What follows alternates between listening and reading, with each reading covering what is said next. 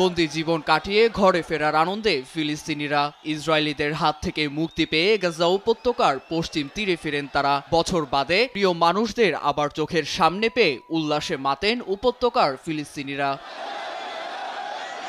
যুদ্ধবিরতি ও বন্দি বিনিময় চুক্তি অনুযায়ী বৃহস্পতিবার হামাস ৮ জিম্মিকে মুক্তি দিলে বিকেলে শতাধিক ফিলিস্তিনিকে ছেড়ে দেয় ইসরায়েলিরা। এর মধ্য দিয়ে শেষ হয় চুক্তির প্রথম ধাপ। ঘরমুখো মানুষদের স্বাগত জানাতে জড়ো হয় পরিবার, বন্ধু ও স্বজনেরা। সৃষ্টি হয় উৎসবমুখর পরিবেশের। সবাইকে কাছে পেয়ে মুক্ত ফিলিস্তিনিদের মন থেকে মুছে যায় অন্ধকার কুঠরির বিভীষিকাও। আমরা বর্বরতার শেষ চাই। সবার মাঝে ফিরতে পেরে জেলের দুঃখ কষ্টগুলো সব হারিয়ে গেছে। আমার মতো বাকি বন্দীরাও মুক্তির জন্য অপেক্ষায় রয়েছে। রেড ক্রস ফিলিস্তিনি আইনজীবীদের অপেক্ষায় রয়েছে তারা।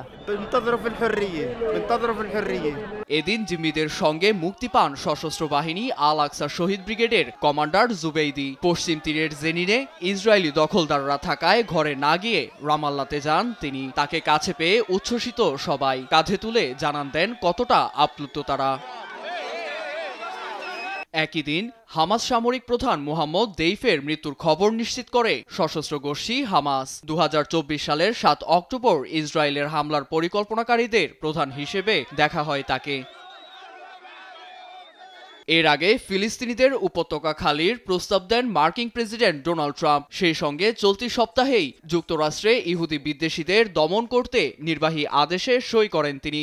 গাজায় গণহত্যার প্রতিবাদে রাস্তায় অবস্থান নেয়া শিক্ষার্থী ও সাধারণের উপর নজরদারি বাড়ানোর কথাও বলেন তিনি।